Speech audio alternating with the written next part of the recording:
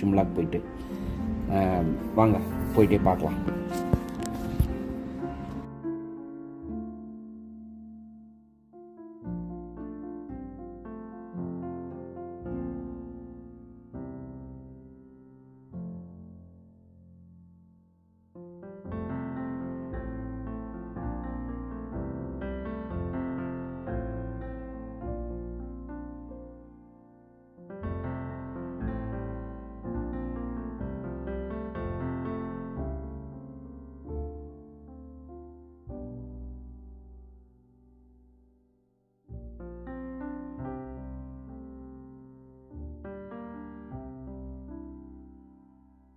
இப்போ நம்ம வந்து செயில் பேலஸ்க்கு வந்துட்டோம்.